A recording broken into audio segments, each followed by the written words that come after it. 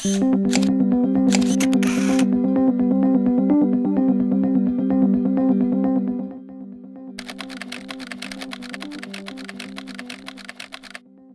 question out of my mouth, well, why should I switch? I'm doing everything just fine. My patients are doing great. The realization was that actually not everybody was doing great, and the data proved that about 20% of patients were not happy with their joint replacement. So I think that really inspired me to look at this, and I mean, really there's no comparison. Across the board, from patient satisfaction to patient's functionality, length of stay in the hospital, really everything across the board has been markedly improved when I switched to Conformis.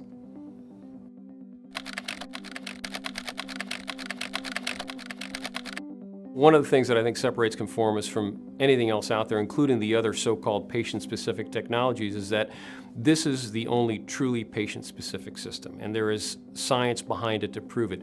It is CT-based, so you're actually referencing off the patient's bone. That's where the disease is. You're bringing that patient back to what a normal anatomic knee should look like. When you're matching J-curves, you're matching patient slope. None of the other implants are doing that.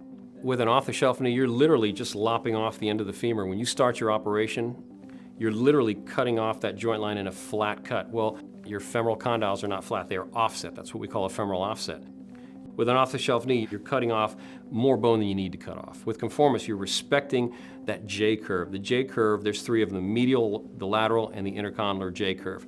By respecting that anatomy, you're absolutely maintaining the joint line the way the patient had it in his birthday suit.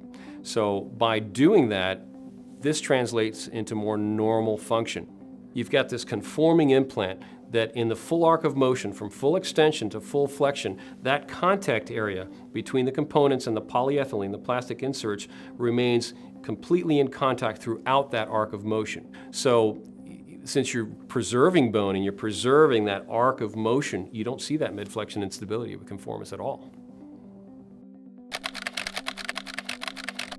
Well, from the standpoint of volume, my practice, and without exaggeration, has probably increased by 30% since I've started using Conformis in my knee practice itself. It's been really unprecedented.